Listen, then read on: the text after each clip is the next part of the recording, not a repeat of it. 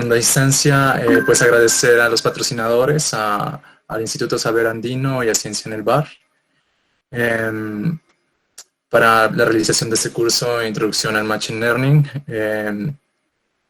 Y desde luego dar un saludo muy especial a, a todos los miembros del grupo de investigación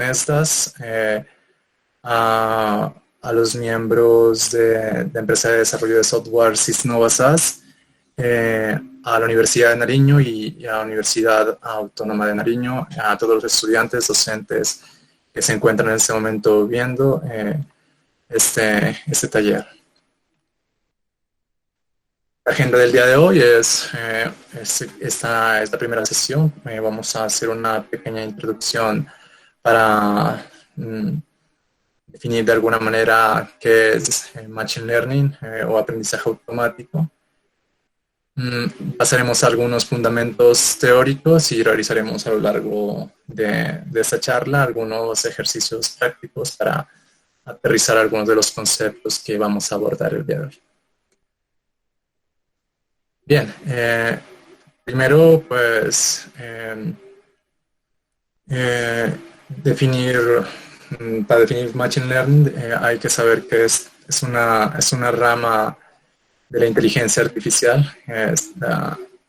Esta ciencia se encarga de muchos aspectos, incluido el procesamiento del lenguaje natural, el discurso, el análisis del discurso, sistemas expertos de planificación, la robótica, visión por computador, incluso pues aquí se pueden desprender algunas otras ramas más, donde confluye la biología, la filosofía, sistemas de inspirados, muchas ciencias que han hecho aportes relevantes para poder hacer los avances que tenemos el día de hoy y seguramente los avances que vendrán a futuro. Dentro del Machine Learning, especialmente, como lo miramos en la rama inicial, están dos ramas que son, bueno, de hecho podríamos colocar el procesamiento del lenguaje natural dentro del Machine Learning también, donde encontraremos sistemas temas que hablan, por ejemplo, sobre el aprendizaje profundo, un análisis predictivo, que aquí es donde nos enfocaremos más en este taller.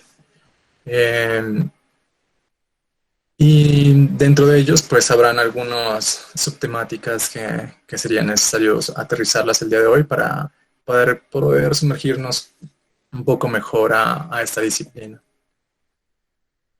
Bien, N. Weiner, en este libro de A. Moreno, que fue publicado en el 94, aquí podrían encontrar la referencia, definió el Machine Learning como un sistema organizado que puede definirse como aquel que transforma un cierto mensaje de entrada en uno de salida, de acuerdo con algún principio de transformación.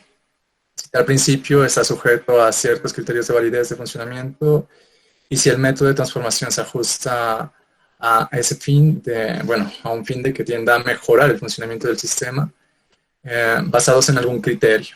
Es decir, que tendremos algunas entradas, la máquina tendrá que, a partir de esa entrada, poder crear conocimiento y de esa manera podremos decir que el sistema ha aprendido. Este aprendizaje se da de la siguiente manera. Resulta que, como miramos aquí, hay un entorno que es complejo, no es uniforme, carece de uniformidad, es muy difícil entenderlo. Y para eso, pues, nosotros, es un modelo bien inspirado, o sea, dentro de ese modelo está conceptualizado dentro de los agentes inteligentes. Y resulta que un agente inteligente, pues, necesita de sensores para poder captar este entorno, que podría ser, por ejemplo, mediante unas cámaras que puedan detectar imágenes, o podría ser alguna señal, por ejemplo, bueno, un sonido, por ejemplo, un micrófono que capte esa señal de audio y la procese, o bueno, cualquier otro tipo de señal. Y estas entradas que me están llegando de este entorno son definidas como percepciones, ¿no? Nosotros estamos muy asociados con ellas por la visión, por nuestros sentidos, el oído, el gusto, el tacto. Y mediante un procesamiento especial dentro de este agente, podrá hacer algunas acciones, ¿no es cierto? Mediante algunos actuadores que en este caso se han representado como brazos o piernas. Así funcionamos nosotros. Ante un estímulo reaccionamos y vamos almacenando esta lectura del mundo para poder realizar predicciones. Bien, el aprendizaje automático va a necesitar para poder hacer esto de una cantidad de datos muy grande para poder darles lectura y ser interpretada por algunos algoritmos para poder hacer algunos modelos. Y esos modelos son los que nos van a permitir hacer que la máquina nos saque algunas predicciones. Predicciones que son muy importantes en nuestra vida real, ¿no es cierto? Cuando pasamos la calle y miramos que un carro nos puede estar a cierta distancia, entonces nosotros podríamos pasar del otro lado de la calle o realizar predicciones de tiempo, ¿no? Decimos, bueno, va a llover, entonces hay que entrar a la casa rápido, o incluso hacemos lecturas médicas o lecturas para saber de alguna manera predecir qué es lo que va a pasar. Hay unas aplicaciones importantes realizadas dentro del aprendizaje automático. Aquí les he traído una que es muy conocida, YOLO, para la detección de objetos. Muy famosa, ya está en su versión 3. Podemos echarle un vistazo para mirar de qué trata esto. Bien, aquí está YOLO, creo que algunos ya la conocen. Voy a quitarle el audio. Entonces miramos como un dispositivo que puede ser móvil, seguramente es un dispositivo móvil. Me detecta que en esta imagen hay carros, hay personas. Incluso, no se alcanza a ver más cosas, pero está detectando en tiempo real, ¿no? Aquí se detecta una persona, ya que encuentra mucho ruido alrededor, ¿no? Un perro, skids, una bolsa, la persona nuevamente. Así como esta aplicación, hay otras, como por ejemplo, si nos vamos a este Importtext, que consiste en una técnica de few shot de redes generativas adversarias, que consiste en que tomando muy poquitos ejemplos, pues nosotros vamos a poder generar nuevas imágenes. Entonces, lo que vamos a ver aquí es que, por ejemplo, que nuestra apesada Gioconda pues se va a mover, no va a adquirir vida. Si notamos aquí, ahí miramos a la Gioconda cómo se puede ha generado movimiento, y lo importante en esta escena es que tenemos una sola imagen de la Mona Lisa, ¿no? Y estamos viendo cómo hace giros de un lado a otro, mueve sus labios, cierra los ojos, y así con otros ejemplos. Lo importante de esta técnica de inteligencia artificial es que generalmente se necesitan muchísimos datos para entrenar, ¿no? Entonces, del artículo de FewShot, de redes generativas adversarias, perdón, es que no se necesita una gran cantidad de datos para poder entrenar gracias al modelo que están logrando. Incluso se pueden hablar de un one shot, ¿no? One shot, con una sola imagen poder generar más. más imágenes, como el caso de la Gioconda. Otro ejemplo, otro avance muy importante que ha habido últimamente. Aquí está mal el nombre de la técnica, se llama Pix-to-Pix. Se logra con un esquema, solamente ustedes dibujando un esquema, entonces se puede, mediante un procesamiento, esto es con unas redes neuronales especiales que se llaman encoder-decoder en forma de embudo y colocando unos saltos entre capas para poder realizar esta imagen que vemos aquí. Miremos el ejemplo. Entonces aquí miramos el gatito que se ha generado mediante este esquemático, ¿no? Y si yo, por ejemplo, cambio la imagen, miramos el gatico otra vez aquí. Bueno, aquí está como un poco deforme nuestro gato. Algo le ha pasado, está un poco enfermo. Miramos otro esquema y el algoritmo es capaz de realizarme con solamente este esquema, aumentarme con color, crearme la imagen del gato. Esta es la que teníamos de ejemplo. Bueno, aquí no le va muy bien. Tal vez si le coloco yo el ojo. A ver. Vamos a darle procesar. Bueno, parece que va a tardar bastante. Mientras hace eso, miramos otros ejemplos. Por ejemplo, aquí estamos recibiendo un input, este esquema de un edificio. Y obtenemos una salida de un edificio ya pintado. Parece que está quedado aquí el modelo. Bueno, sí, igual el esquema de un zapato, él nos lo pinta, nos lo realiza bien. Y con este input de un esquema de un bolso, pues me genera, ¿no es cierto? Miramos que nos da texturas, ¿no es cierto? Nos da color, nos da todo, y eso se hace mediante este algoritmo de inteligencia artificial. No sé qué pasó con el gato. Bueno, a veces falla, ¿eh? A veces parece que no alcanza. Aquí nos ha creado un gato con una malformación genética. Pero importante, bueno, aquí podemos ver generando imágenes aleatorias que dado un esquema me genera esto, y la importancia de este algoritmo que se llama Pix-to-Pix es que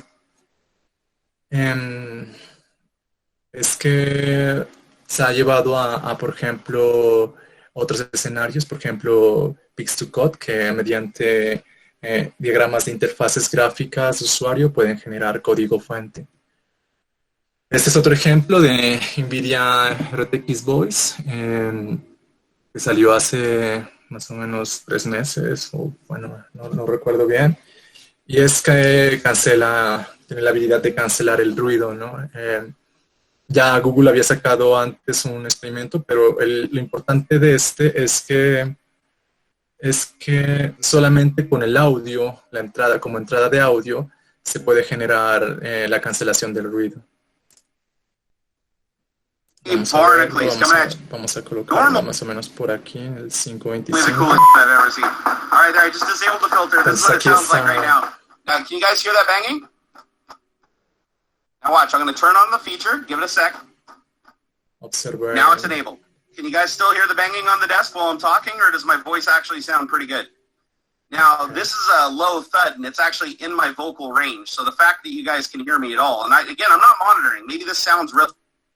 Okay, there. So this is what it sounds like right now. Now I'm going to enable it. Wait for it. And now it's enabled. So now you do get a little bit of a delay with my lips when I tested it on the live stream, but again, you can correct that. And I'm banging on the desk, and this is really freaking loud. Phone users. Okay. So I can't even hear myself talk right now. Just to let you guys know, it's so loud, I can't even hear my own words as I'm yelling into the microphone. I'm going to enable the effect. Wait for it. So now the effect is enabled right now. I can't even hear myself. Even if my audio quality sucks, the fact that you guys can hear what I'm saying when I can't even hear myself.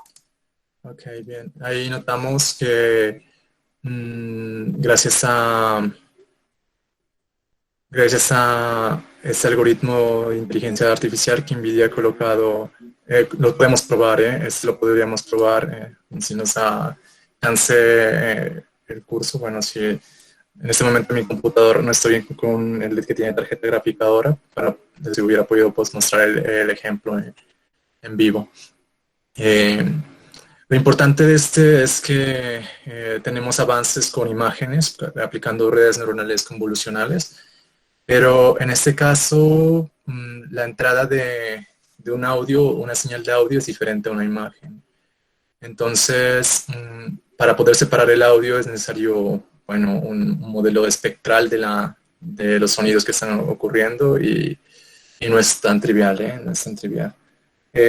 No han lanzado paper todavía, como para saber cómo han hecho internamente. Google pues ya había sacado algo, pero ellos tenían una imagen que se concentraba, o sea, hacían procesamiento de imagen con las personas que están hablando, y entonces mediante los gestos, detección de gestos y algo de la señal de audio, entonces podrían detectar más fácilmente, ¿no es cierto?, dónde poder cancelar el audio.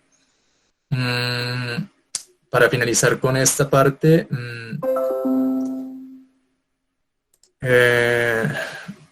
este algoritmo de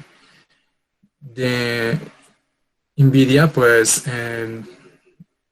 va a ser muy útil para poder no sé, hacer edición, ¿no es cierto?, de nuestros videos, o poder descartar audios, colocar pistas, hacer karaoke, etcétera. No sé, muchas aplicaciones más.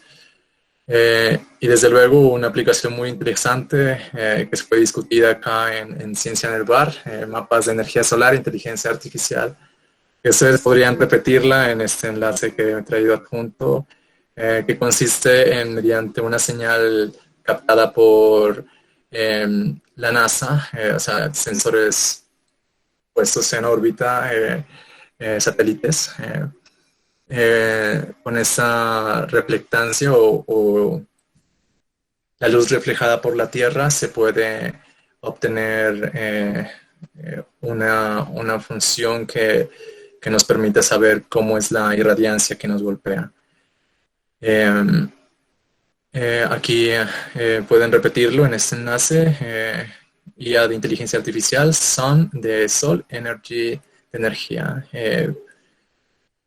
Muy recomendada, muy bien.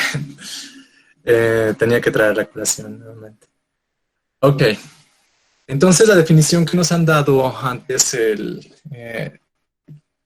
de aprendizaje automático nos decía que un algoritmo necesita unas entradas, y para poder obtener de esas entradas poder generar aprendizaje mediante un algoritmo de aprendizaje. Entonces, mediante un algoritmo. Entonces va a tener que estar un desarrollador, ¿no es cierto?, haciendo algunos participando aquí. Y este papel es el que lo vamos a colocar aquí. Este desarrollador, cuando hablamos del lado del aprendizaje automático, será un desarrollador experto en datos, un científico de datos, es lo que se prefiere, lo que solicita la industria generalmente cuando es requerido una persona que trabaje en este ámbito. Y bueno, desarrollador pues es un término más general, ¿no es cierto? De este lado generalmente lo llaman programador. ¿Por qué está esta imagen aquí? Porque resulta que nosotros podríamos hacer un análisis para poder predecir datos solamente codificando, colocando algunas reglas aquí basadas en si pasa alguna cosa en nuestros datos, entonces haga esto, de lo contrario haga lo otro, o si no pasa, por ejemplo, digamos, hablamos de personas y la edad está entre 5 y 9, entonces colóquele 5 y 9 y su peso es 100 kilogramos, entonces coloque una etiqueta de obesidad, por ejemplo, y de lo contrario coloca estado normal, pero lo podríamos hacer programando. La idea es que mediante los datos nosotros no tengamos que intervenir en eso. Si hay un cambio, nosotros no tengamos que volver a meter la mano en el algoritmo, sino que sea la misma máquina la que se adapta a ellos.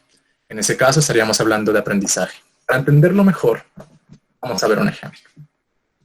Este Colab que está aquí, esta dirección, se las voy a colocar a ustedes se los voy a colocar en el espacio, en el chat, para que puedan acceder más fácilmente a este notebook de Colab. Entonces se los voy a colocar aquí.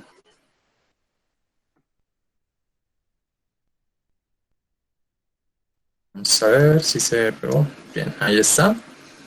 Para que puedan acceder y puedan tenerlo ya de una vez en su repositorio. Creo que necesitan tener permisos. A ver, vamos a darle permisos antes. Vamos a darle compartir. Sí, cualquier persona puede acceder. Está libre. Entonces miremos de qué trataba la definición perdónenme, voy a tener que regresarme.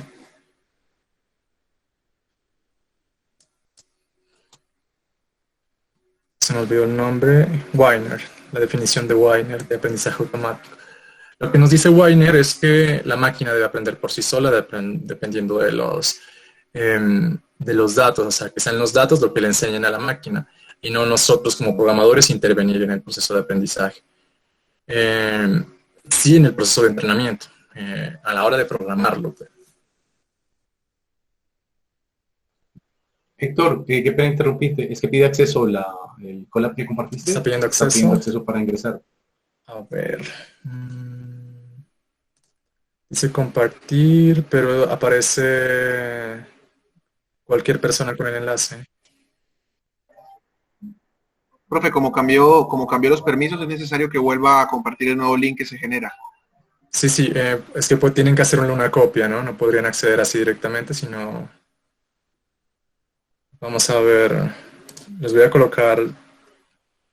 Bueno, es que todos de editor sería desastroso porque me podrían causar...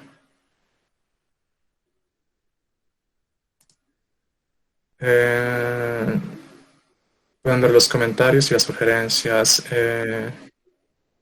Bueno, aquí dice que cualquier persona con el enlace puede acceder, ¿eh? Entonces voy a volverles a compartir. Yo creo que es el mismo enlace. Sí, yo ya pude ingresar también.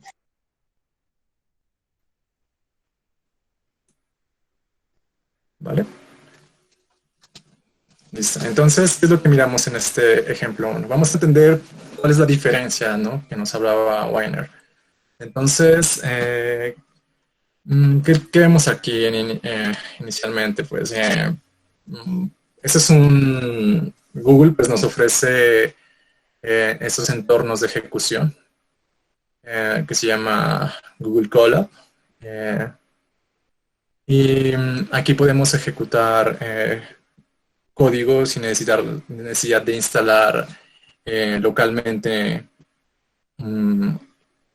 Python o instalar, bueno, principalmente Python y, bueno, Jupyter, o pues generalmente se instala Anaconda, ¿no?, para que todos estos productos de Machine Learning estén en nuestro equipo. La ventaja de esto es que nos ofrece algo que me gusta muchísimo. Para este caso no lo necesitaríamos, pero quiero mostrarles que Google nos ofrece aceleración por hardware, ¿no? Entonces, si nuestra máquina, no tenemos una máquina capaz de, digamos, no tenemos una máquina con aceleración por hardware, principalmente de NVIDIA, que es con lo que está hecho TensorFlow, que es donde más se suele usar redes neuronales convolucionales, y aquí es donde está preparada muy bien la GPU para que correr más rápido, ¿no? Si no se suele tardar demasiado los entrenamientos. Entonces nos ofrece Google esta opción, ¿no?, de poder tener aceleración por hardware, por GPU o por TPU, que esta es una tecnología mucho más avanzada, ¿no?, que que tiene dentro del hardware ya implementadas las operaciones de convolución. Pero bueno, el día de hoy no lo vamos a utilizar, pero está bien que ustedes ya sepan que si van a necesitar un entrenamiento grande dentro de esos algoritmos, pues tenemos esta opción. Y como experiencia, pues dentro de mi máster haciendo estos ejercicios que mi equipo pues no tengo aceleración por hardware, podía tardar una semana entrenándose, acá pues se demoraba un día, ¿no? O si se demoraba un día en mi computador entrenándose, acá se podría tardar en horas solamente. Entonces hay que tenerlo en cuenta. Es muy buena opción cuando no tenemos estos acceso, ¿no? a una máquina con unas características que nos permiten hacer esos entrenamientos grandes. Para ese ejercicio, pues no necesitaríamos aceleración por hardware. Y lo que vemos aquí en la primera celda, acá esto está dividido por celdas, podemos mezclar texto y código, ¿no? Podemos documentar de forma bonita o podemos comentar con comentarios nuestro código, pero va muy bien para poder realizar este tipo de ejercicios, sobre todo. Entonces, la siguiente celda, miramos las bibliotecas que son más importantes, las que se utilizan en este ejemplo, estas para utilizar datasets, que vamos a utilizar bastantes para hacer pruebas, que son para hacer clasificadores, conjuntos y tener cuantiles para hacer procesos gaussianos. Bueno, explicar esto para hacer agrupaciones, ¿listo? Vamos a hacer agrupaciones de datos, unos conjuntos. Para entender mejor, aquí unas figuras de lo que realizan en esos procesos. Entonces aquí, por ejemplo, miramos dos clases, unos conjuntos generados del lado izquierdo, del lado derecho, por acá otro conjunto de datos con dos clases también. Y por aquí ya miramos algunos con tres clases, los amarillos, los verdes, los azules, y de pronto no se alcanza a ver, estos son amarillos, estos son verdes, estos son azules. Y si vamos al cuarto conjunto, acá arriba nos podemos dar cuenta que tenemos generados estos algoritmos, ¿no? Aquí tenemos Make Classification para generar clasificadores. Tenemos, bueno, aquí cómo se utiliza el algoritmo con dos características, sin redundancia de datos, podríamos decirle cuánta redundancia queremos, es decir, datos repetidos. El número de clúster por clase, es decir, dentro de una sola clase podemos generar otros grupitos más adicionales. Y así podrían echarle ojo y decidir por jugar con eso, ¿no? Se los he dejado compartido para que ustedes puedan replicarlo en sus propias cuentas y puedan jugar con estas partes. Por ejemplo, yo voy a darle aquí, digamos, voy a cambiar el estado a 0. Eso es para generar una semilla diferente a la que tenemos y voy a colocarle número de informativos 1 para ver lo que pasa. Y miramos que antes estaba esto horizontal, ahora ya pasó, perdón, antes estaba como con los datos concentrados horizontalmente, ahora vemos que antes estaban verticales, ahora están horizontales. Si se dan cuenta, solamente tiene random state en el primer dato. Eso quiere decir que tenemos la misma semilla, de manera que el modelo se volvería a replicar, ¿no? Ese conjunto generado se volvería a replicar. Como les digo, esto es de prueba. Ustedes pueden jugar con los numeritos que están ahí arriba para que puedan entender un poco mejor cómo se genera esos clusters. Cluster es lo mismo que agrupación, de pronto, si no están familiarizados con el término. Y aquí vuelvo a repetir el mismo ejercicio que estaba arriba para generar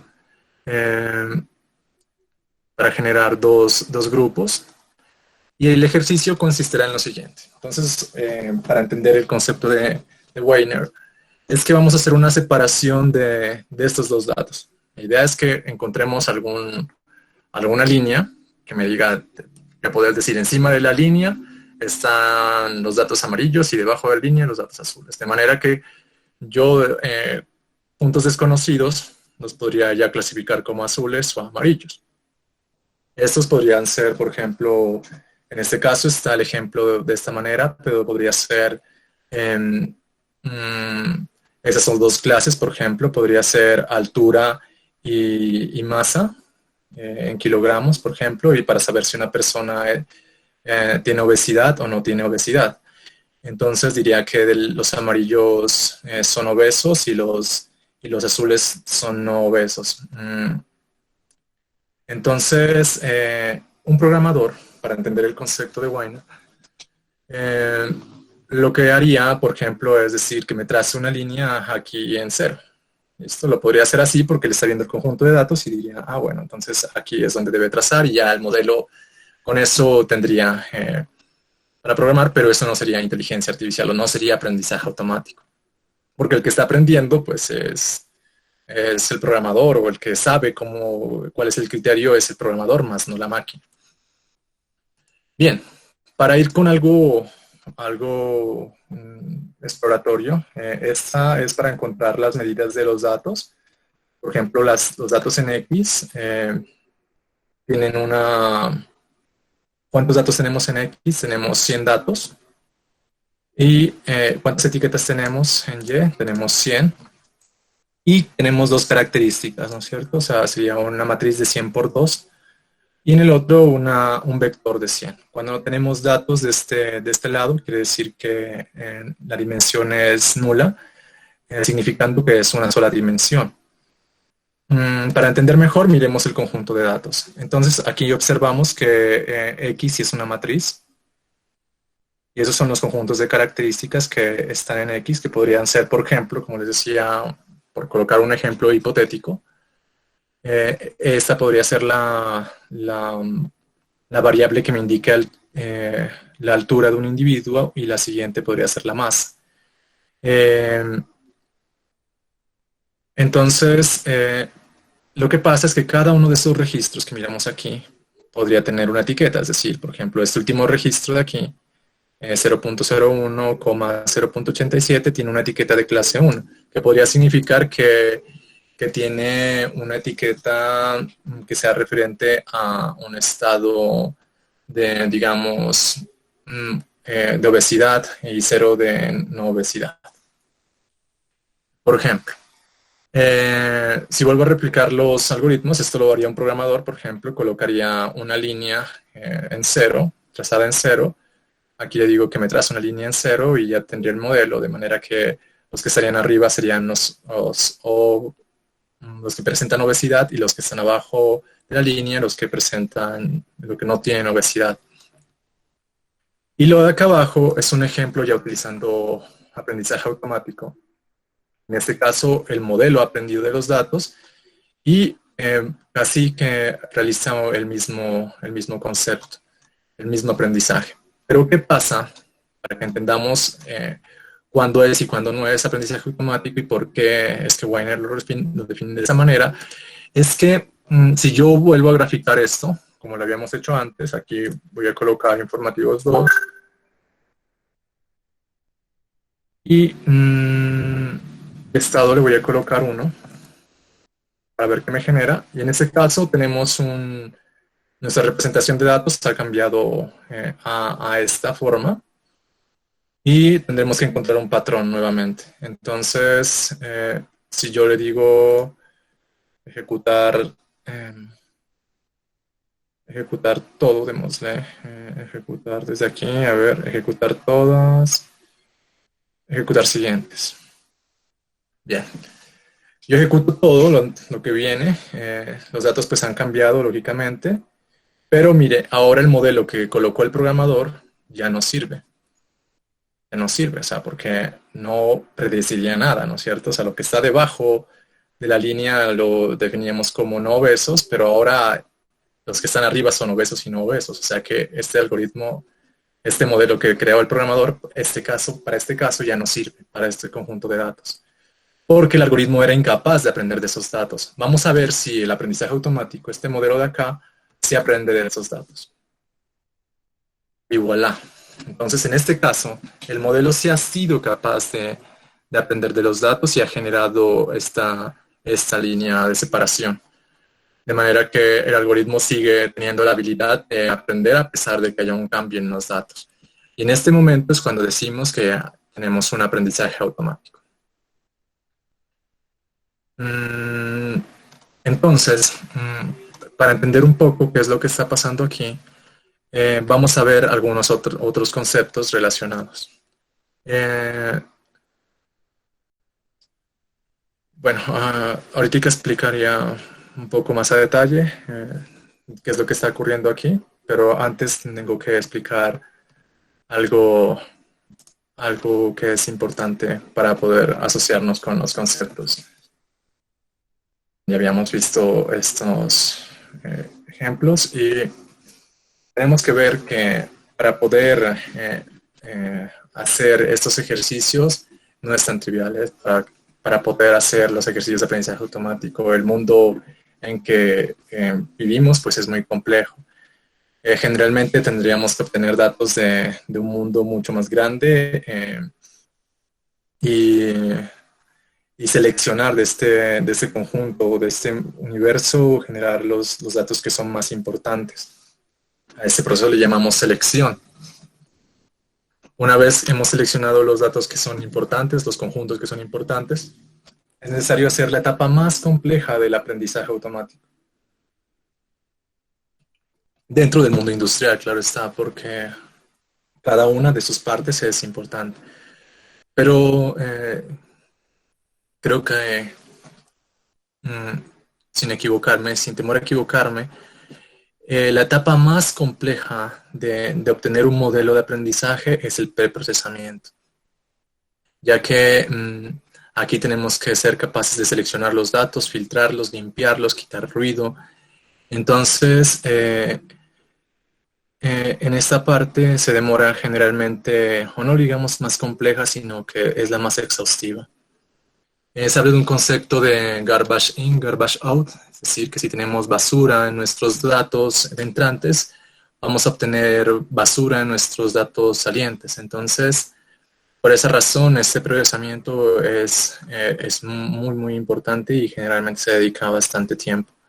Después de esa etapa sigue una transformación. A veces los datos no se los podemos enviar así en bruto y hay que realizarle algunas estandarizaciones o normalizaciones. Incluso, bueno, se puede realizar algunas técnicas que también son de aprendizaje automático para encontrar las características que son más relevantes y hacer una reducción de dimensión, de manera que reduzcamos el número de variables de un problema puede ser gigantesco, entonces reducimos a unas componentes que son llamadas componentes principales que engloban las características de nuestro conjunto, de nuestras variables, para poder ser más representativo en el modelo, ¿no? Es decir, donde más hay variabilidad es más representativo. Y después de hacer esas transformaciones, generalmente algunos modelos se las saltan. Podemos hacer ya minería de datos, es decir, encontrar esa pepita de oro o ese conocimiento que en este caso es lo que vamos a minar, ¿no es cierto? Encontrar esos patrones que nos permitan hacer predicciones o encontrar asociaciones o encontrar agrupaciones para que nos sirvan a nosotros como una nueva representación de conocimiento. Desde luego, esto tendrá que ser evaluado y para poder ser evaluado vamos a tener que tratar con los errores que cometen los algoritmos y se va a tratar de reducir el error al máximo para decir que en verdad se ha producido un nuevo conocimiento. Desde luego, y por supuesto, que esto es necesario interpretarlo para poder caracterizar bien lo que nos está arrojando el modelo de aprendizaje automático o minería de datos. A esta metodología que miramos aquí se le conoce como descubrimiento de conocimiento en base de datos o KDD o KDD. El aprendizaje automático se puede dividir hay muchas formas, muchas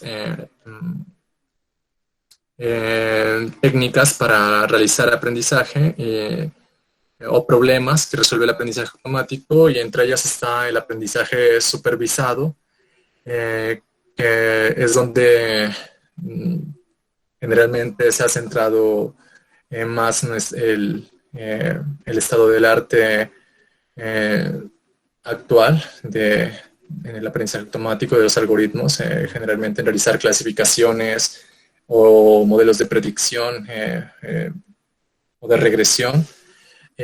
Aprendizaje no supervisado para realizar agrupaciones, asociaciones, incluso también lo que les nombraba anteriormente, que se denomina reducción de dimensión.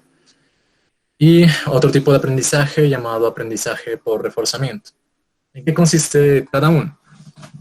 Entonces, el aprendizaje supervisado consiste en que ustedes van a caracterizar acá, vamos a tener una matriz de entrada, que en este caso, por ejemplo, son imágenes, que representan las características, ¿no? En este caso, pues los píxeles de cada una de las imágenes. Y tenemos unas etiquetas. Es decir, que este modelo que tenemos aquí, estas imágenes, cada una vamos a tener que decirle, este es un perrito o este es un gatito. De forma que aprendemos, hacemos que el algoritmo aprenda viendo algunas imágenes de perritos y gatitos, para que luego, si le enviamos un perrito o un gatito que está en otra posición o de pronto otra raza, o, me lo clasifique como perro, o igualmente un gatito, o si tenemos más imágenes o más etiquetas dentro de nuestro conjunto, como gorilas o como leones o tigres, él nos pueda predecir dado una imagen de entrada. Esto desde luego se hace con algoritmos de caja negra. Hay muchísimos algoritmos supervisados de Machine Learning. Y la idea es que aquí estudiemos grosso modo de qué trata cada uno. Para entender un poco mejor este aprendizaje supervisado, pues nosotros en la vida cotidiana nos han dicho, sabemos que un perro lo es porque hubo un experto en perros que nos dijo, este es un perrito, saludó al perrito, el perrito lo mordió, o no muerdas al perrito, ¿listo? O cosas por el estilo, o eres alérgico al gatito. Entonces aprendimos por esos expertos que nos dijeron las etiquetas de los animalitos, aprendimos a diferenciar qué es uno o qué es otro. Luego está el aprendizaje no supervisado, donde no tenemos las etiquetas. De manera que estos algoritmos me van a tratar de agrupar, hacer algunas agrupaciones para obtener diferencias, y eso serviría mucho pues si desconocemos las etiquetas de los datos, para poder nosotros mismos generar pues agrupaciones o clusters para posteriormente sacar las etiquetas. Generalmente aquí se habla de un aprendizaje no supervisado porque no hay conocimiento a priori que me diga qué etiqueta es la correcta para esas clases. Por ejemplo, cuando se tenían los elementos químicos, no teníamos esa clasificación que tenemos actualmente, y se generó el conocimiento de esa clasificación, ¿no es cierto?, de la tabla periódica. Y así como se ha hecho otras series de conocimientos. Y luego también está el aprendizaje por refuerzo, que el ejemplo más clásico de esto es este laberinto, y hacer que el ratoncito aprenda a encontrar su alimento. El alimento podría estar en otra parte, y el algoritmo, estos algoritmos consisten en colocar una recompensa para que se pueda generar este aprendizaje. La recompensa, pues en este caso sería el alimento, y y las personas, el ratoncito va aprendiendo de esas recompensas a encontrar, poder resolver este problema. De hecho, los experimentos suelen mostrar que incluso se generaliza también el aprendizaje en esos animalitos cuando se los pone bajo este estilo de aprendizaje, a que si se les coloca un nuevo laberinto, ellos lo logran resolver mucho más fácil de los animalitos que no lo han encontrado. Así se puede realizar aprendizaje, por ejemplo, para, se me olvidó colocar algunos experimentos, por ejemplo, para algunos ejemplos de aprendizaje, cuando miramos las aplicaciones de YOLO, la Gioconda, hablando, o la cancelación del ruido. También experimentos que han utilizado aprendizaje por refuerzos, por ejemplo, algunos experimentos por conducción autónoma, ¿no? Es decir, autos que se conducen solos. Aquí un ejemplo más de aprendizaje supervisado. Aquí hablamos del clásico ejemplo de clasificación. Preguntamos dónde están los sombreros y ubicamos perfectamente dónde están. En este caso se hablaría de clasificación binaria o biclase. Y aquí un ejemplo de regresión. Supongan ustedes que quieren saber, dada la superficie, saber el precio de una casa. Y aquí nos notamos que hay una alza de crecimiento en el precio cuando la superficie es mayor. Y tenemos varios ejemplos, ¿no? Y la idea es poder conseguir esta línea de tendencia para poder realizar clasificaciones cuando no tenemos un ejemplo. Por ejemplo, aquí aquí sería 55, por ejemplo. En 55 podríamos hablar de que una casa cuesta, digamos, $12,000. Bueno, $11.5. $11.5 mil.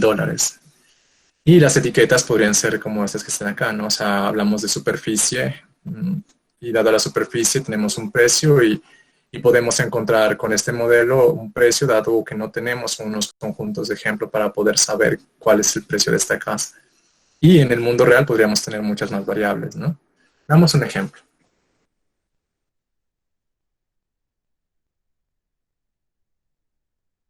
Ok, entonces, ese podría ser un ejemplo que calza muy bien.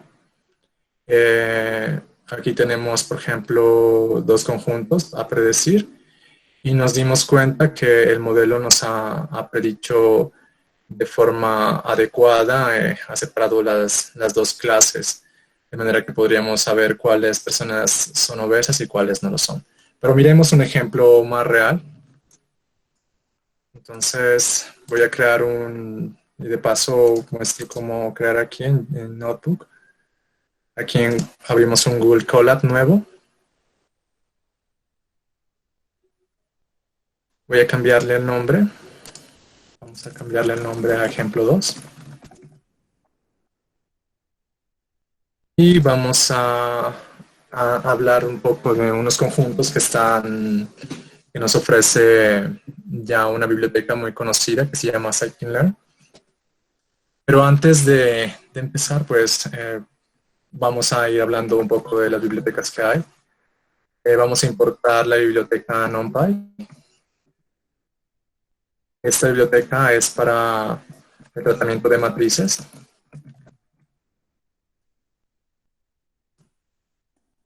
Vamos a utilizar Matplotlib.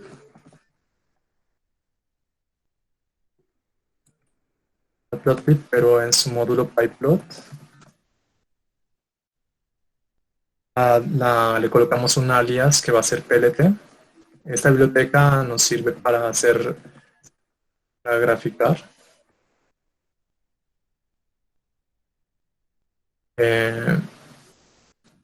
Generalmente para graficar funciones matemáticas.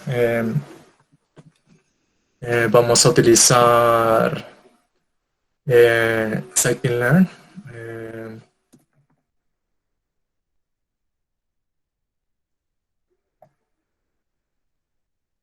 Scikit. Se me olvidó cómo te escribe Scikit-Learn. Vamos a utilizar, aquí tenía la biblioteca. Vamos a utilizar estas líneas.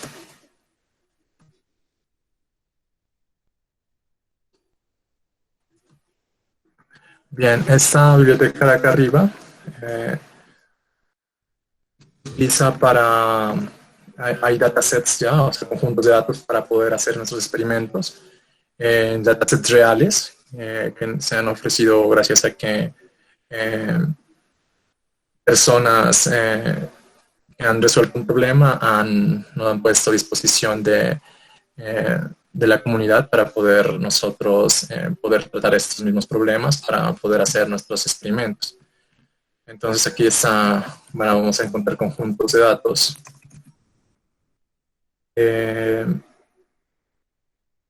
para realizar entrenamiento.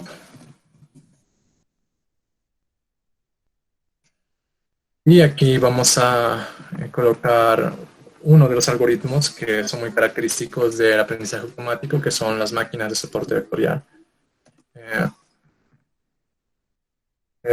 Se trae una máquina de vectores.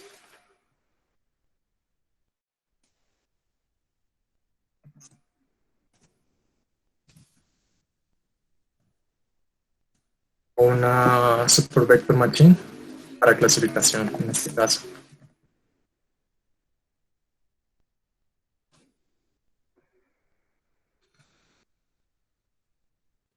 Y vamos a utilizar también...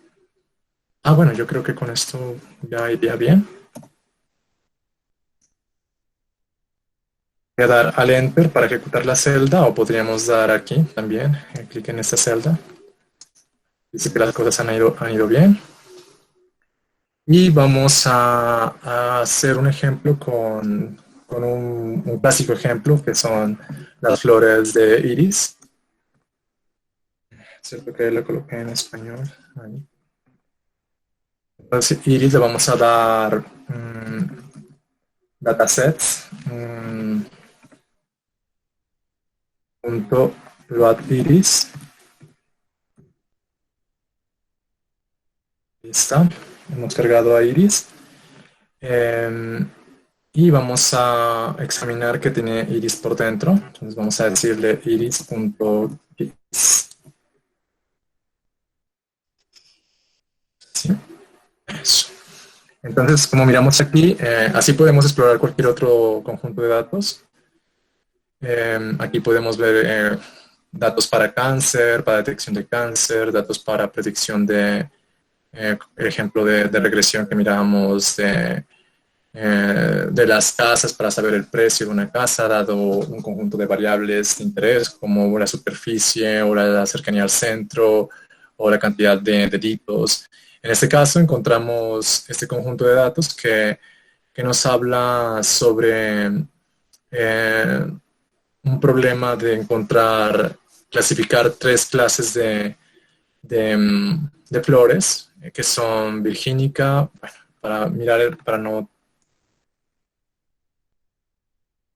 Voy a darle al Enter. Para poder explorarlo mejor, pues le daríamos iris.targetNames.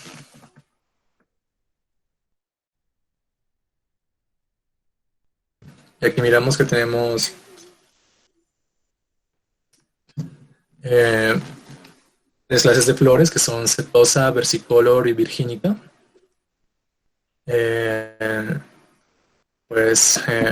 Yo nunca he visto una setosa, flor setosa. A ver, miremos, flor setosa. Sí, así son las setosas. Entonces nos va a predecir, dado la longitud del pétalo y el sépalo y la longitud y el ancho y el alto del pétalo o el sépalo, las variables, nos va a decir qué clase de flor es. Entonces, vamos a ver, sigamos explorando. Vamos a darle, en este caso voy a darle print para no perder la exploración de los datos. Aquí estoy haciendo una parte inicial que generalmente se hace en aprendizaje automático, que es explorar, ¿no es cierto?, qué tenemos en los datos. Incluso para este caso podríamos imprimir la descripción. Entonces aquí nos dice cuántas instancias tenemos, es decir, tenemos 150 registros, 4 atributos. Tenemos los atributos que son el sépalo, la longitud del sépalo, que viene en centímetros, el ancho del sépalo, que viene en centímetros, el largo del pétalo, que viene en centímetros, el ancho del pétalo, que viene en centímetros.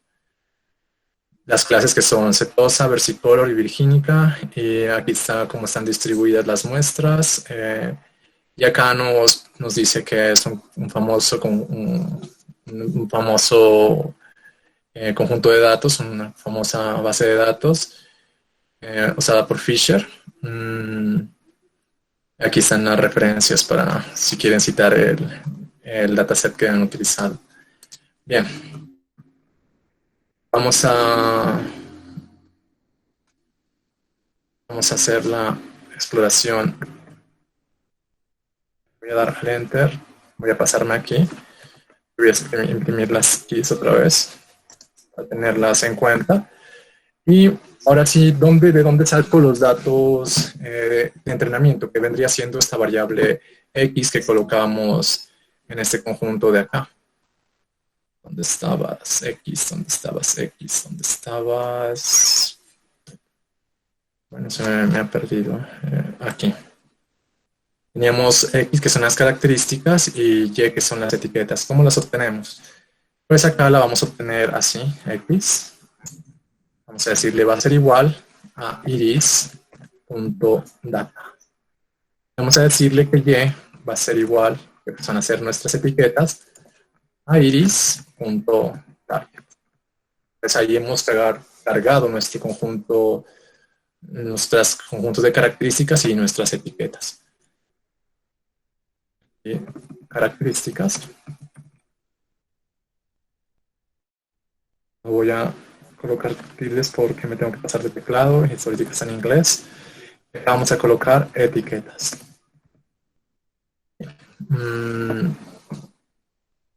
Entonces, colocado esto, lo que vamos a hacer es ahora mismo hacer un ejercicio de clasificación para poder saber dónde es que están los datos. Y para ello, pues, lo que vamos a hacer es que este dato, por poderlo graficar en 2 dimensiones, vamos a decirlo, esta vez vamos a tomar 2 características nomás. Para hacer eso en Python vamos a tomar las características del pétalo y le vamos a colocar estas 2 características de aquí. De manera que vamos a tomar unos ejemplos nomás para poder graficar. Entonces si yo le digo plt.x, plt.plot, vamos a graficarlo. Aquí x, e. Voy a decirle Ravel. Y vamos a colocarle... no, sería así. Perdón, x, aquí sería x 2.1.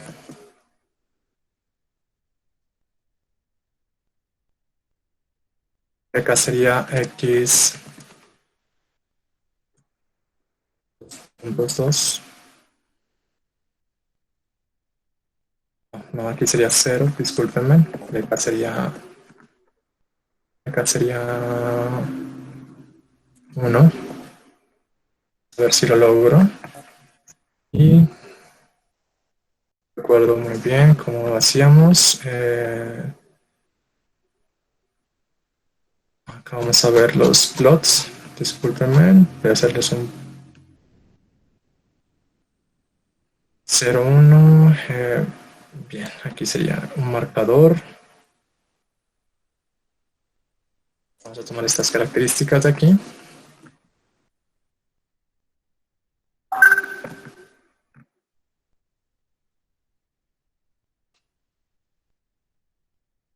Bien, entonces aquí vamos a colocar el conjunto de características Y para que me agrupe la una y la otra. Vamos a ver qué obtenemos. Y tenemos un error. Dice que no puedo proyectar ese. Aquí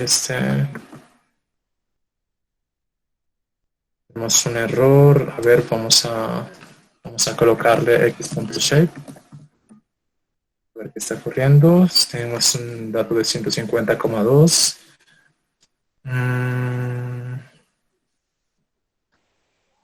Lo que pasa es que está utilizando el método plot en vez de scatter. Perdón, sí. Vamos a ver. plt.scatter. Y vamos a darle x 2.0,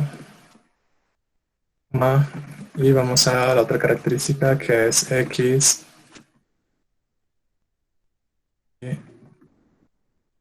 2.1. Era, se me olvida, qué mala memoria, c igual a y4 para que me coloque las clases. Vamos a copiar otra vez esta parte.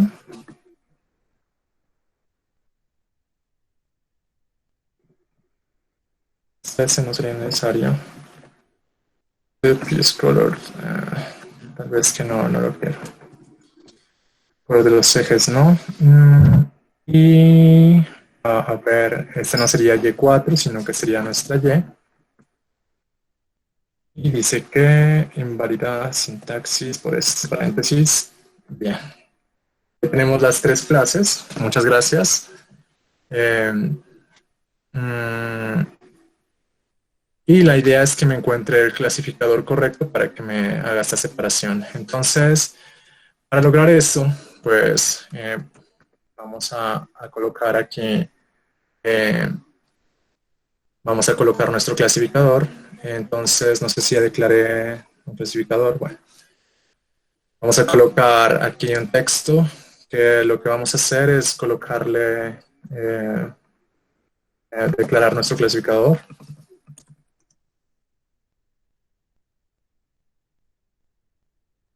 O modelo, ¿no? Modelo. Algoritmo, mejor. Algoritmo de Machine Learning. Ok. Ahora con esto lo que vamos a hacer es decirle que vamos a declarar una Support Vector Machine. Entonces, ya creo que lo había declarado acá arriba. Aquí está el modelo SVC.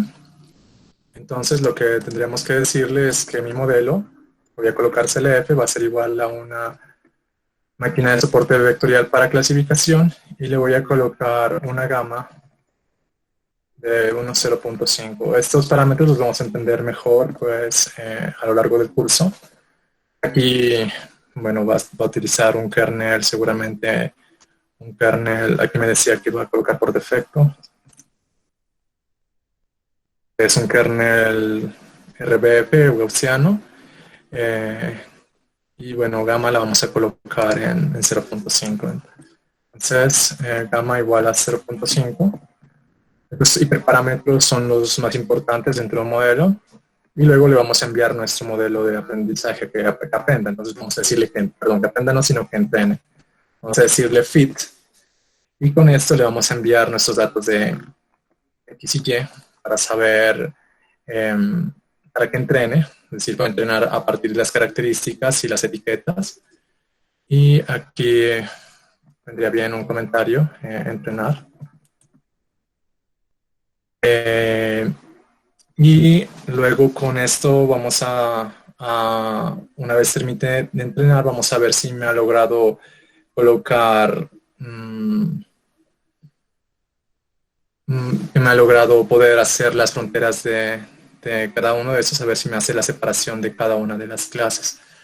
Entonces, para hacer eso, lo que vamos a colocar es, vamos a hacer uso de una clase, de una biblioteca aquí. Entonces, vamos a colocar from mxextend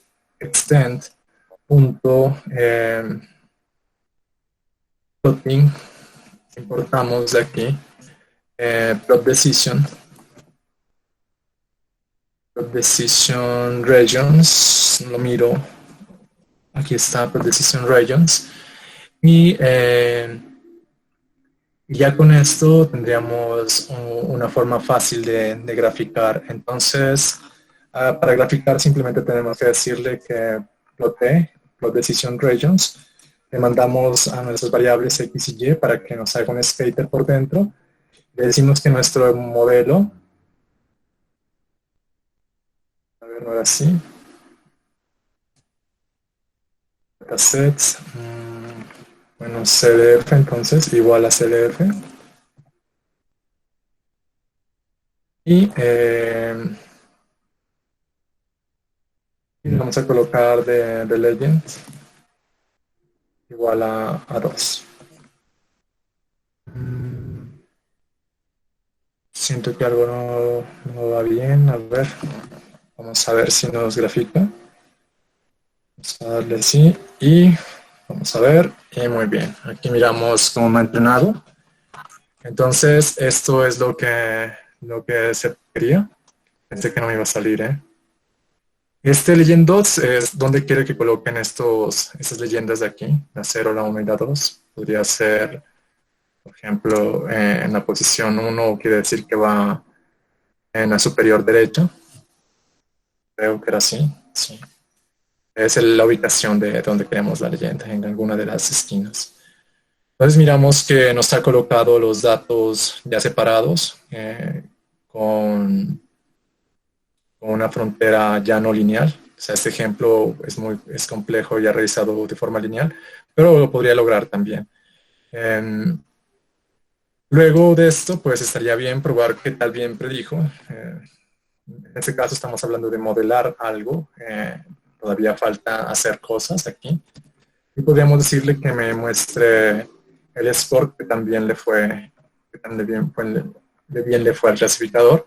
Cuando este score es cercano a 1, quiere decir que las cosas van bien. Entonces, en este caso, pues me da 0.96. Pero ya miraremos por qué esta métrica no es muy informativa. De momento, pues nos podemos quedar con esto, viendo que el modelo ha clasificado de forma correcta. Ahora, puesto esto, hagamos otro ejemplo para que entendamos un modelo de regresión. Bueno, y ustedes se preguntarán, bueno, ¿y qué es lo que hace esto? Ok. Sí, lo que pasa es que estas fronteras de decisión me sirven para yo encontrar un dato para predecir, por ejemplo, en una sección donde no sepa, por ejemplo, en la 4.7, aquí ya miramos que la zona es verde, por lo tanto, aquí debería clasificar a este conjunto como, en la 4.7 como una etiqueta número 2, que la 2 sería, creo que era de virgínica o cetosa, no recuerdo las posiciones. A ver, miremos si las colocamos por acá arriba. Bueno, volvamos a imprimir. Hagamos el ejercicio de predicción. Entonces yo le podría decir que mi modelo clf.me prediga, le voy a enviar un vector, le voy a mandar una matriz en la posición 4,7. Darle ahí y me bota que es la clase número 2, como habíamos visto. O dicho de otra manera, podríamos decirle que me coloque de mi target, por ejemplo, o podríamos almacenarlo, este índice, ahí, por en la posición 0. Y decirle que nuestro modelo, que se llamaba iris.target names, en la posición 1, me diga qué flores. Entonces aquí ya me está prediciendo un dato desconocido, no está en mi conjunto de datos. Si miramos los puntos verdes, en este caso no está. Aquí miramos que hay unos errores que comete el clasificador, es natural, no van a ser perfectos, y miraremos luego que esto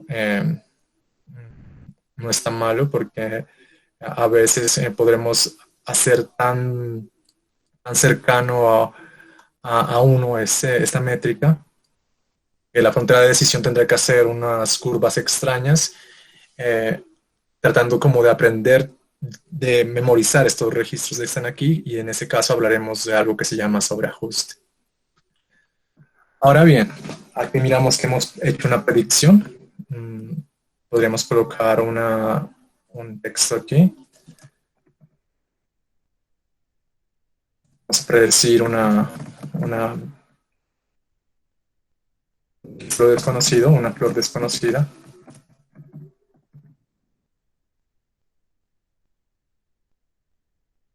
Sí, con 4,7, es decir, de ancho del pétalo 4, de largo del pétalo 7. Y luego pues hagamos un ejemplo para poder hacer regresión. Pero antes, para que esto nos quede un poco más ordenado, vamos a colocar aquí un texto que me diga ejemplo de clasificación.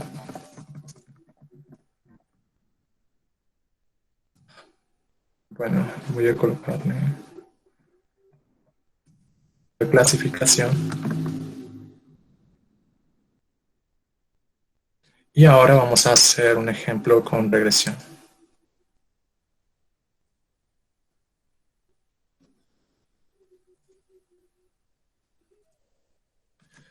Y vamos a colocar un ejemplo de regresión.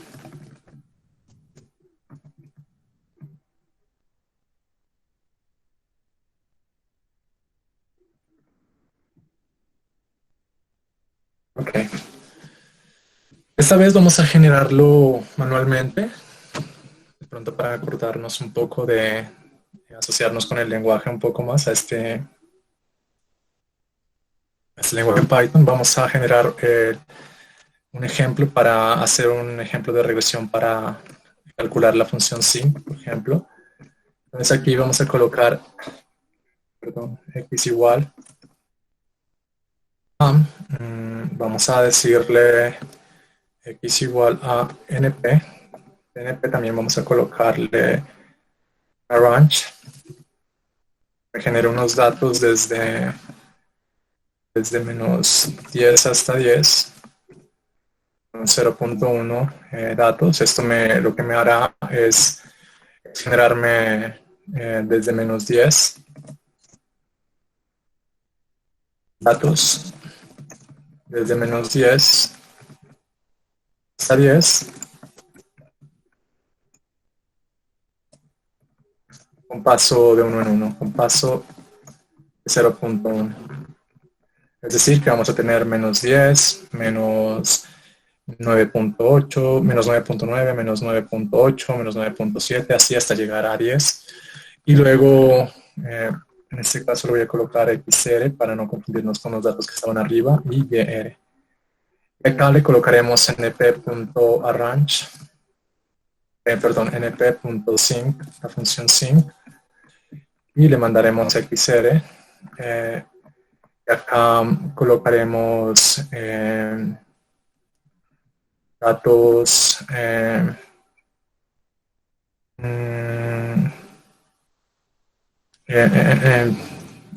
eso serían como vendrían siendo como las etiquetas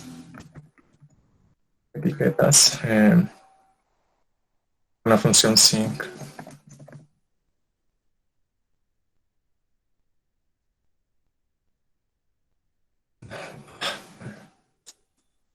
Sí, bueno, con la función sync de x, esa función sync es una función muy conocida para tratamiento de señales que generalmente se define como seno de x sobre x. Luego, pues grafiquemos los datos. Coloquemos, las longitudes. X, entonces eso ya supimos que era x de punto shape. Sí, y también xr en yr.shape para ver las características como es nuestro vector.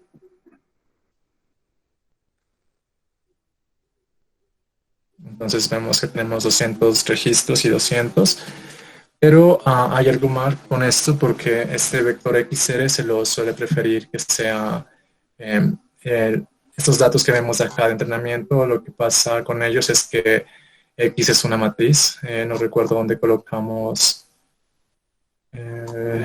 Se me hizo que si colocamos el shape por acá. Bueno, no lo veo. No lo veo.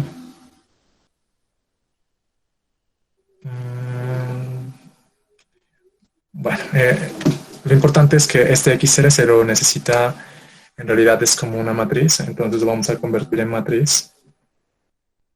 Vamos a colocarle x0 sub 1, por ejemplo. Guardemos en otra variable como para entender un poco mejor. Y acá vamos a darle reshape.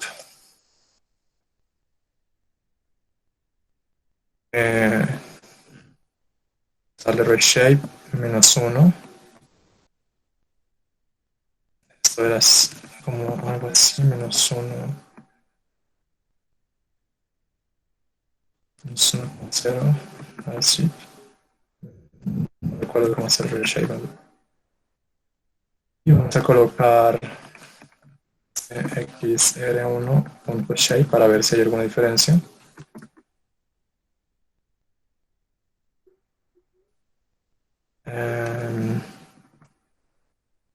Coma. Se me olvidó. Coma -1.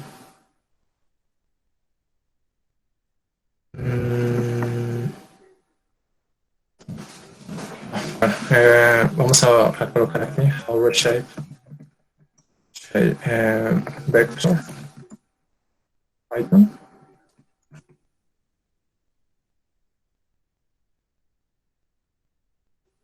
Estoy utilizándolo un poco mal. A ver aquí. Sí, ya. Entonces sería 1, -1. A ver, ¿dónde está? 1, -1. Ahí. 1,200. En realidad debería ser 200,1. Entonces menos 1,1. Muy bien, entonces ahora ya tenemos nuestra matriz. 200 filas por una columna. De manera que ya hemos logrado la transformación. Aquí nos damos cuenta en la salida. Y ahora sí vamos a graficar. Entonces sería plt.plot. Acá colocaríamos xr, yr. Y coloquemos la de color, por ejemplo, de color rojo. Y obtenemos la función sync. Entonces, la idea es que nuestro modelo aprenda a generar estos datos. No debería ser aquí un skater.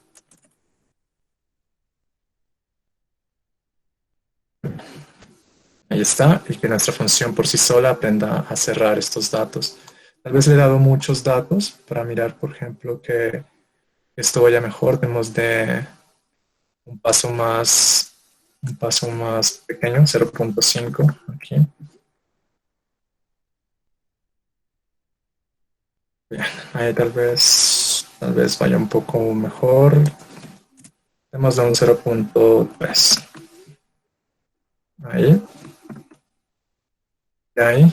Bien, eso, ahí está un poco mejor. Estos son los datos. Y ahora sí vamos a hacer que aprenda, pero esta vez vamos a hacer que aprenda de otro modelo. Vamos a importar esta biblioteca de acá. Pues aquí haremos from SBR. Y acá vamos a colocar un clasificador 2, SLF2 igual a Vector Regression y démosle un gamma igual a 0,5, por ejemplo. Y digámosle nuevamente que entrene es igual que el anterior. Y acá le mandaremos xr1, enviamos los datos de regresión. Observe que en este caso le he enviado la matriz. Hecho esto, vamos a colocar una X de predicción aquí para ver si le va bien el modelo. X de predicción igual a clf2.predict clf2. predict. No me quiere ayudar, si estoy metiendo algún error. CLF2. Predict. Bueno, ahí le voy a enviar xr1, coma yer. Perdón, xr1 no más. Le mando toda la data para ver si me predice todos esos datos de forma correcta. Hecho esto, le podríamos colocar al modelo que nos grafique, bueno, que nos muestre el score, sería clf2.score, le enviamos xr1, tal vez esto lo haríamos después, bueno, ¿no? xr1, yer, bien que se parece mucho no ha cambiado casi en nada al modelo anterior, solamente la letra R, o sea, esta biblioteca nos ofrece una interfaz estándar para poder hacer nuestro trabajo, para obtener nuestros modelos. Hecha esta parte, miramos que le va un poco regular. O sea, si puede mejorar un poco, 0.01 por ejemplo, empeoró, 0.55, estamos tuneando los parámetros, 0.5, 0.55 iba mejor, 0.60, entonces ahí. Vamos a quedarnos con ese modelo ahí. Y ahora sí, lo que vamos a colocar aquí es una graficación que me grafique, entonces sería plt, grafíqueme, un plot. Vamos a graficar lo mismo de antes, un xr, un yer,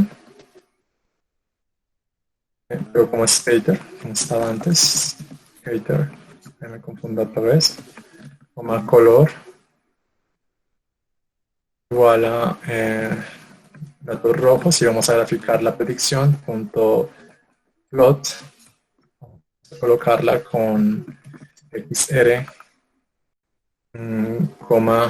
yer, con xp, los preditos, los datos que predijo.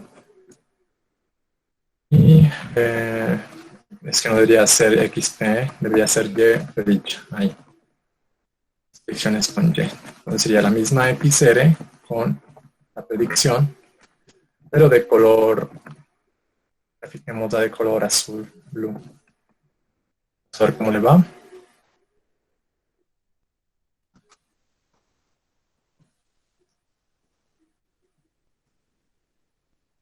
Está andando un poco lenta la máquina.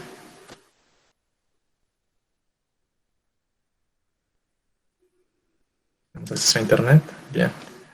Entonces notamos cómo el modelo puede realizar predicciones. Entonces aquí vemos que le va más o menos bien realizando la predicción. Pero pues observamos que la métrica que hemos colocado, pues este score que no lo hemos impreso, vamos a darle a imprimir. Aquí, imprimamos. Desde 0.88, pues si no es tan cercano a 1 como antes, ¿no? Para este caso, pues puede ir un poco mejor. Podríamos ajustar con otro parámetro, que es el parámetro de regularización. De pronto con este vaya mejor. Conociendo algún otro parámetro ahí. Este se llama constante de regularización y ha mejorado un poco. Y bueno, no se alcanza a observar en el gráfico, pero bueno, sí en la métrica. Ok, entonces aquí tenemos dos problemas de regresión y clasificación. Me ha faltado para este problema mostrar la data. Entonces voy a decirle aquí al Enter, voy a decirle xr1 para mostrar los datos. Ahí están.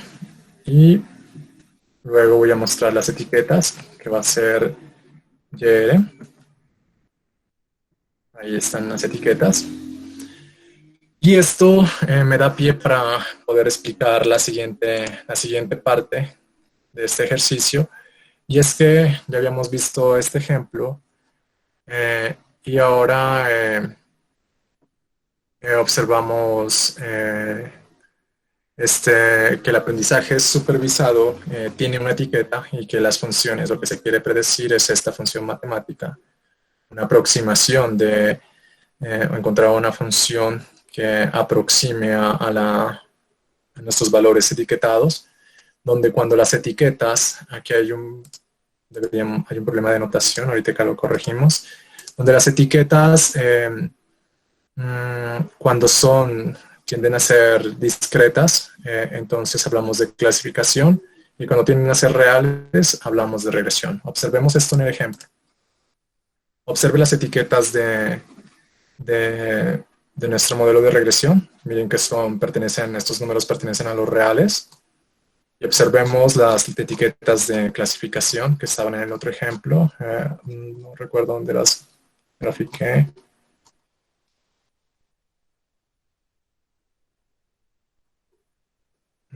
Parece que no las he graficado. Bueno, grafiquémoslas aquí.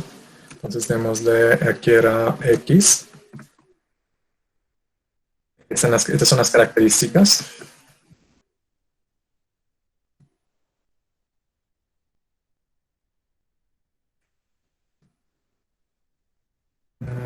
Creemos otro código y grafiquemos las etiquetas. Bien.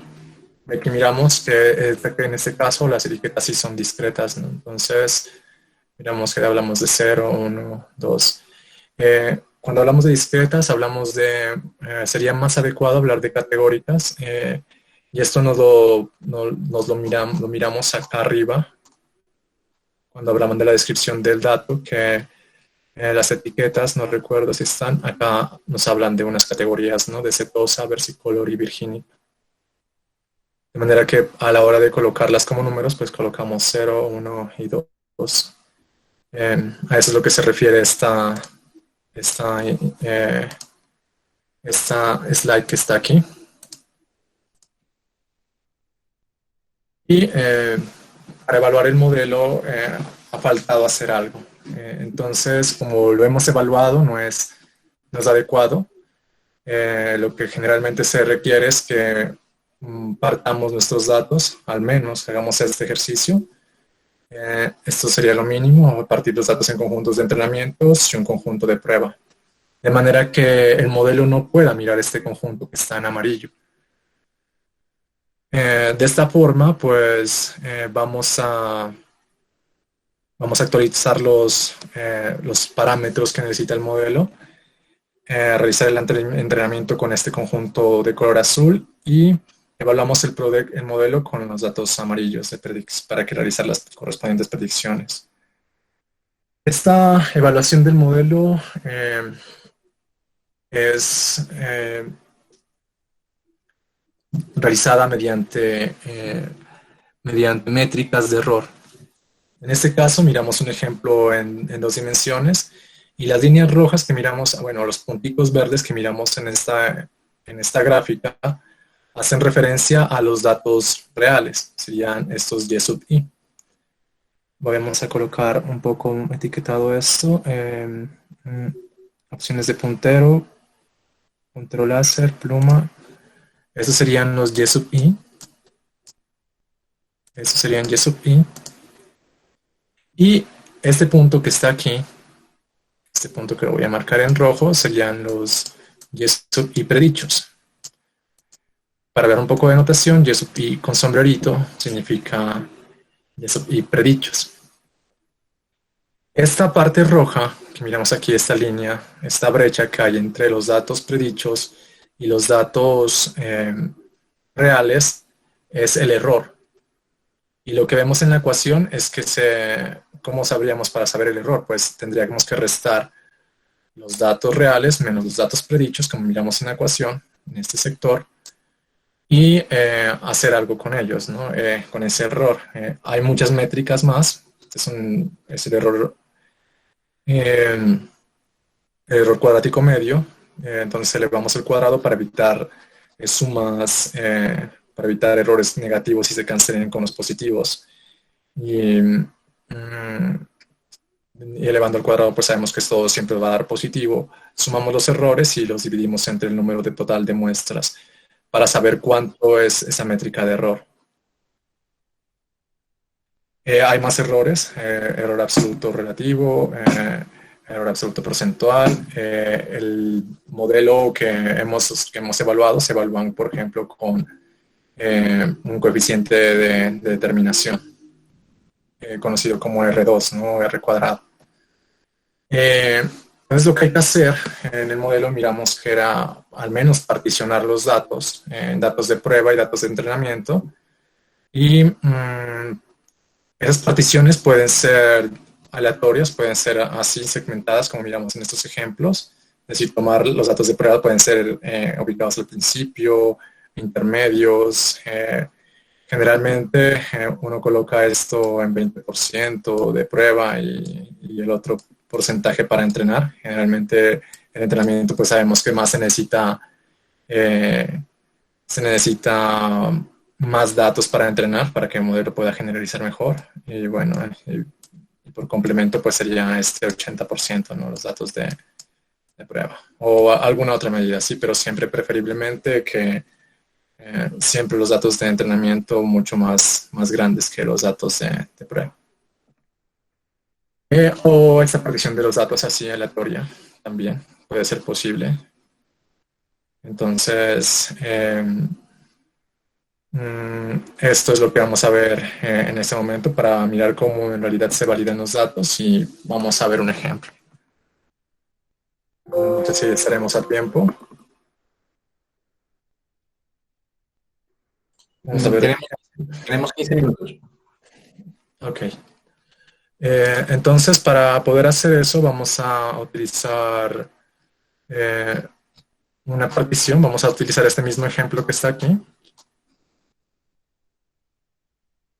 Lo vamos a hacer a la hora de evaluar. Ya estaba entrenado este modelo. Entonces, lo que vamos a hacer es, antes de hacer esto, que estaba aquí. Sí, aquí sería adecuado. Vamos a importar de scikit-learn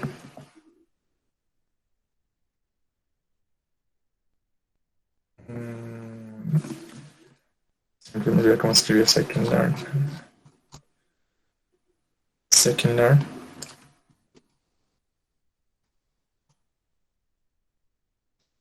De hecho podría estar podría estar en las líneas de arriba mejor, pero scikit-learn model selection. Coloquemos import printed splits.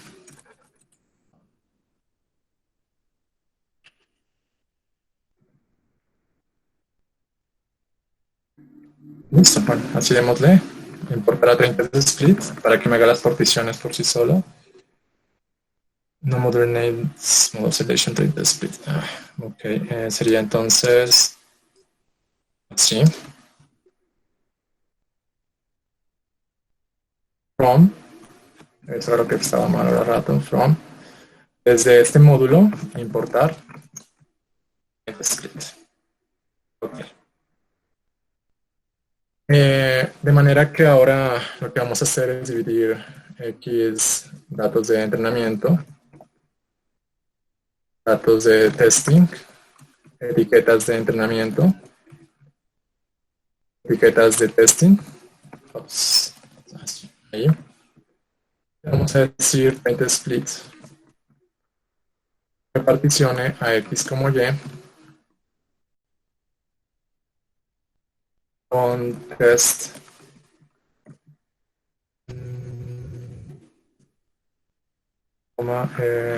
se me olvida el parámetro, era target size.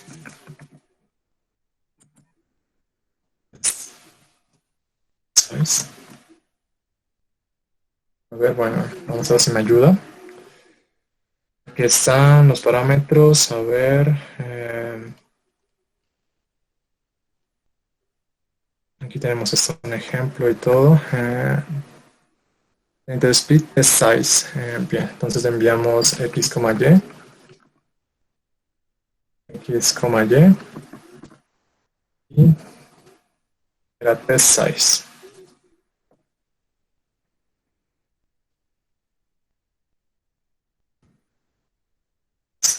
Test size igual a, digamos, a un 0.25, coloquemos de la partición, de manera que quede 25 y 75 para entrenamiento. Entonces, damos control enter, que las particiones correctamente. Para observar que se han hecho correctamente, pues vamos a darle xtrain.shape y xtest.shape. Pues ahí miramos que ha hecho las particiones, es decir, que de entrenamiento ahora tenemos 112 datos. Coloquemos el x normal, x.shape, para que nos demos cuenta de las diferencias. Entonces ahí nos ve más clara un poco la partición. Teníamos 150 datos, ahora para entrenamiento vamos a tener 102, para testing tenemos 38. De manera que el entrenamiento lo debemos hacer con xtrain. Y aquí las etiquetas también pertenecerían a gtrain. Más que lo coloquen ahí. gtrain. Y block decision regression. Y acá vamos a evaluar. Aquí es el momento de evaluar. Vamos a colocar este print aquí. Vamos a hacerle todo el modelo para que miremos las diferencias. Este va a ser el print de validación. Coloquemos de todo el modelo. R2 es igual y acá vamos a colocar. Me he regañado muchas veces por colocarlo así, mejor lo colocamos así. Todo datos de entrenamiento.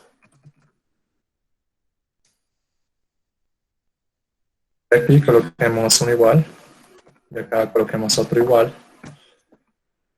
Para colocar aquí el SF score, pero esta vez con xtest. Y acá en gtest. Entonces ejecutamos. Ahora sí, miramos que... con datos de entrenamiento. Esta es la validación correcta, es el R2.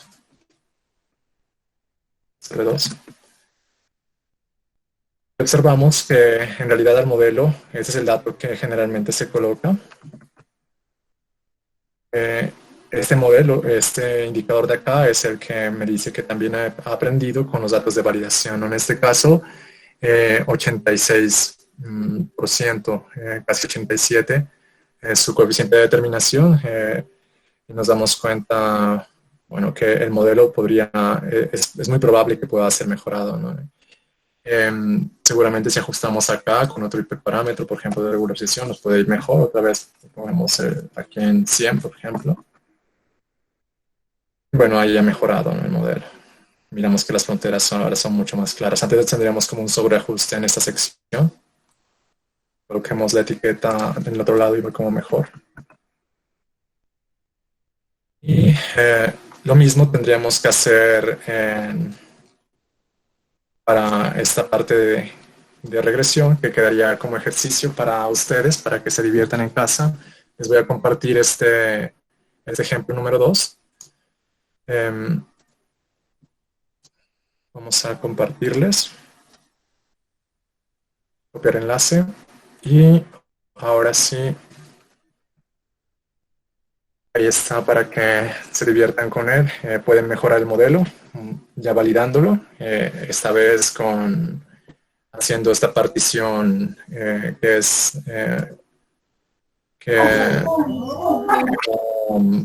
esta partición que es aleatoria. Listo, todavía no hablamos de una validación cruzada. De manera que para validar estos modelos miraremos y para ver qué significa cada uno de los parámetros que hemos colocado, pues tendríamos que estudiar los algoritmos y eso es lo que vamos a ver en las siguientes sesiones.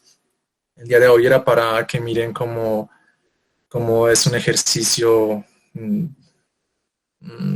más o menos un acercamiento, como es un ejercicio para obtener un modelo de aprendizaje automático.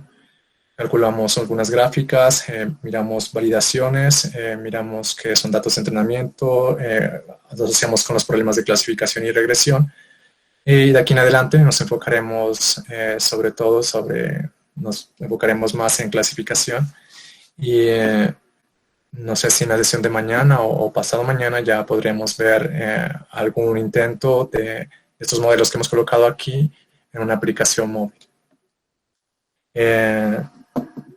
Si hay alguna pregunta. Sí, una preguntita, Héctor. Lo que pasa es que comenta que no se tiene acceso al último collab que enviaste, al último link. Ya, a ver, ya lo corrijo. Bueno, primero pues toca... Botemos. Y cerramos ya estos dos notebooks.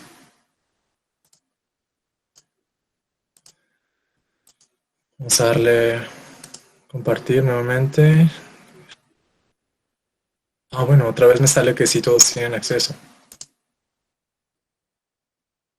Cualquier persona con el enlace.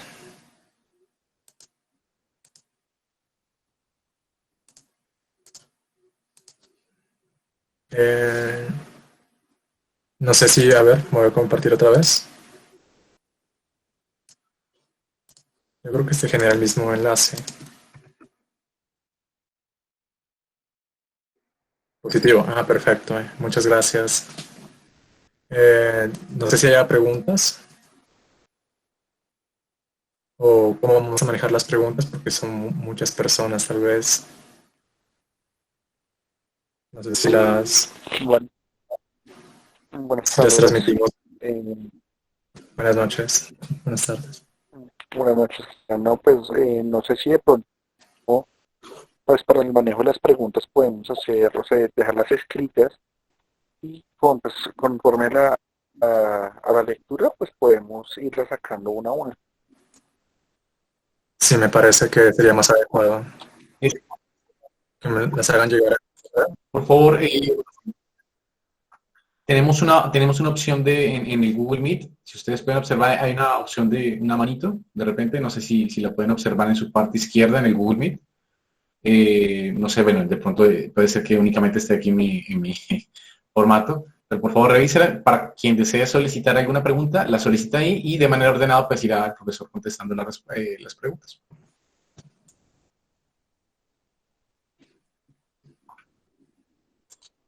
Okay.